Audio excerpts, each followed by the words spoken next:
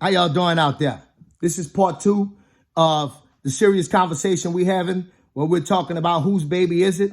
And in this conversation, we're talking about men with the mentality of women. And this is part 2 of the part 1 conversation I just had with you. Now, when I grew up, and I want to give my father his credit right here. When I grew up, I watched a man go to work, you understand, take care of everything in the house.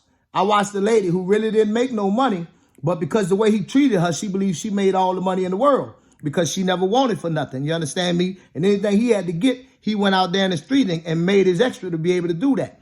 So when you see a man growing up to sacrifice for his family, when you see in a man, my mama get upset. She be hooping and hollering at my daddy. My daddy be sitting down in the chair, just popping his little remote, you dig? And then when she finished talking, she be like, "You heard me?" He say, "Yeah, Rose." You know, she go on in the kitchen or go on in the back where she going because she just said her piece. He ain't interrupted her, you know, and if it get too hot, he'll look at me and my brother and be like, "Well, say, look here, y'all, I'm about to go take a ride and I'll be back." So now you growing up, you watching this here, you see how a man can go out there with nothing and come back with something, but he ain't breaking the law. You understand me? Then you see how no matter how panicky, how everything fall down or whatever, how a man keep on coming up with a plan in advance, seeing what's going to happen in advance and making a plan and doing things instead of leading the guy and his family. You see how no matter what she do, he providing sound leadership. So she loving to follow because he's steady coming through and it ain't no crunch. And when it is a crunch, he coming through in the crunch. You understand?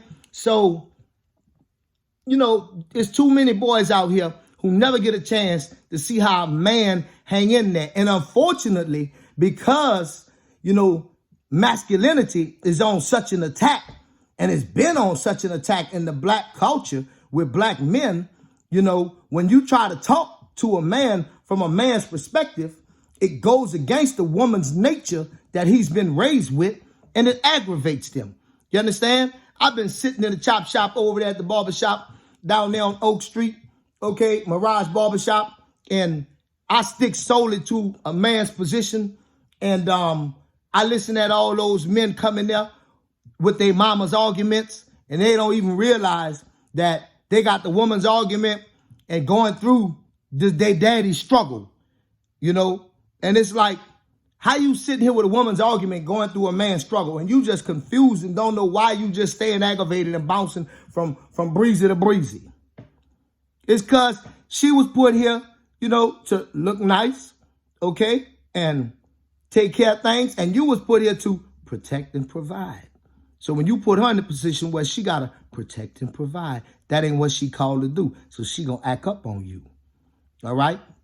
And like I said before in previous ones, when you growing up with a man, you understand and you see with a man, with my daddy, if he did everything right, he got all the blame. If he did everything wrong, he got all the blame. So then you already understand that this is already a man's seat. So then you don't get aggravated because you saw the man before you doing it, you did, you know? So then you just come up with, I mean, I can't tell you how many times me and my brother that cost my daddy money, he sure had not planned on spending.